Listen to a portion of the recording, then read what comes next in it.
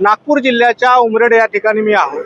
सध्या आपण पाहू शकता की या उमरेडमध्ये मोठ्या प्रमाणात सावजीची विविध इथं भोजनालय आहेत आणि या ठिकाणी मोठ्या प्रमाणात वेगवेगळ्या भागातून नागपूरसारख्या भागातून लोक इथं चवीनं सावजीचं जेवण करायला इथे येतात।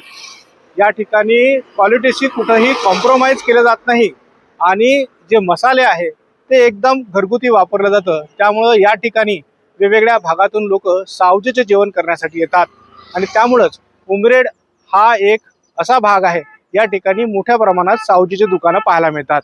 नेमकं हे सावजी कसं नाव तयार झालं आणि याच्या मागे काय पार्श्वभूमी आहे हे आपण थोडं समजून घेऊया।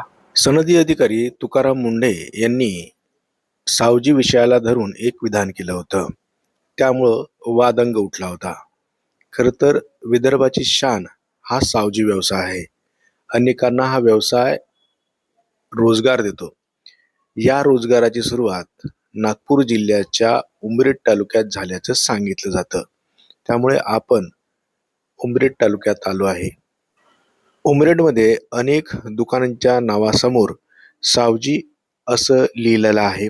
या ठिकाणी ढाबे, हॉटेल्स, रेस्टॉरंट आणि भोजनालय यांच्या समोरही सावजी भोजनालय, सावजी रेस्टॉरंट, सावजी हॉटेल असं लिहिलेलं आढळतं। सावजी ही उपाधी आहे असे रघुनाथ नंदनवार हे सांगतात।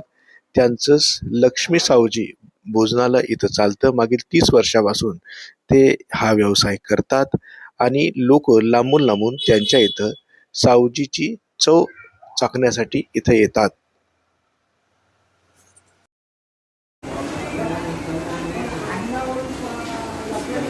सावजी आडनाव नाही, हा तो पण नाव ठेवलेला आहे सावजी। मूर्ख गोष्टी असल्यामुळे सावजी म्हणायचे। मार्केटला गेल्यानंतर सावकार म्हणायचा सावजी, हे दोन शब्द आमच्यावर लागू झाले आणि या शब्दाला आम्हाला ओळखतात।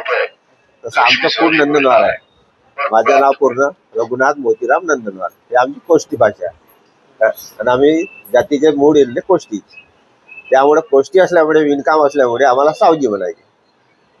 बस हा एक नाव आहे। सावजीमुळे आता ते धंदा तुटल्यामुळे हा सावजी भोजनालय सुरू केला। त्याच्यामध्ये हा फरक आहे, आम्ही स्वतः मसाला बनवतो। आम्ही विक्रीची कोणती वस्तू घेत नाही।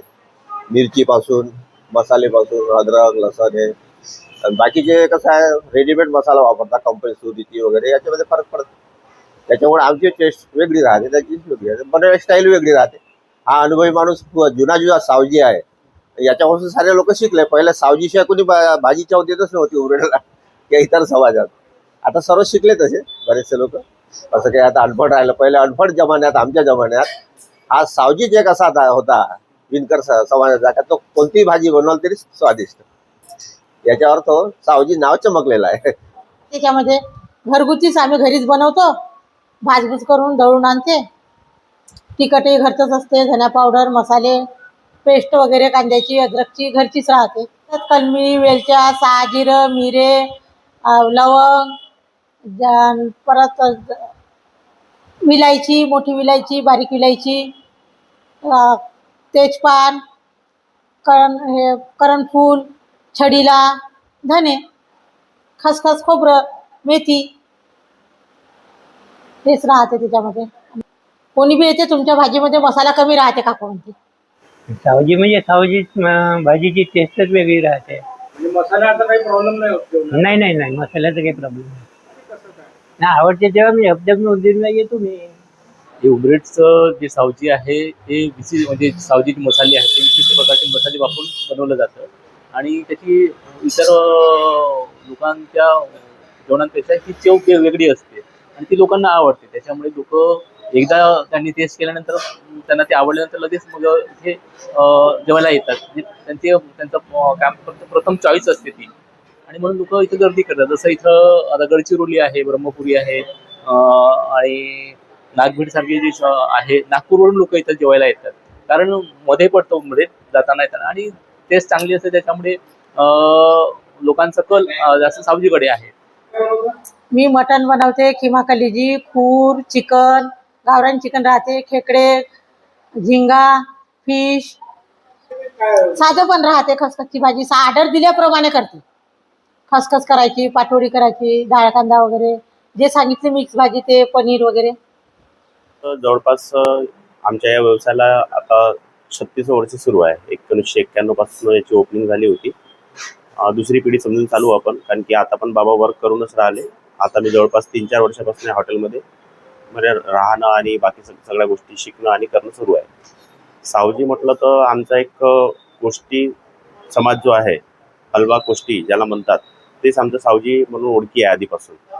त्या याच्यावरूनच सावजी आणि आमची जी पद्धत राहते बनवण्याची, याच्यामध्ये एकदम म्हणजे घरगुती पद्धत राहते. फक्त आपले साधे मसाले, मिरची पावडर, मीठ, कांदे, लसूण, अद्रकचा पेस्ट, बाकी याच्या व्यतिरिक्त ह्या आमच्या भाजीमध्ये वेगळं काहीच राहत नाही. एकदम साधं आणि सोपं असं जेवण आम्ही तयार करतो आणि देतो. आणि सावजी म्हटलं तर तेच आहे, त्याच्यामध्ये याच्या व्यतिरिक्त दुसरं काहीच नाही राहत. आमच्या भाजीला जी चव राहते ती एकदम म्हणजे ओरिजिनल मसाल्याची आहे आणि चवीनुसारच लोक, जिथे चव आहे तिथे लोक येणारच. नागपूरच्या उमरेड भागामध्ये मोठ्या प्रमाणात सावजीची दुकान आहे आणि या ठिकाणी त्यांनी तयार केलेला मसाला हे भाजीमध्ये वापरतात आणि त्यामुळं या सावजीला एक विशेष महत्त्व आहे. त्यांनी तयार केलेले मसाले आणि त्यांच्या तयार झालेल्या भाज्यांना एक चव आली आणि त्यामुळं त्यांना सावजी हे नाव पडलं आणि त्यामुळं आज नागपूरच्या उमरेड या भागामध्ये मोठ्या प्रमाणात सावजीची दुकानं दिसतात आणि जो मसाला वापरतात ते सर्व घरचा वापरतात. त्यामुळं कुणाचंही पोट बिघडत नाही आणि योग्य चव मिळत असल्यानं लांबून लांबून लोक या सावजी भोजनालयामध्ये गर्दी करतात.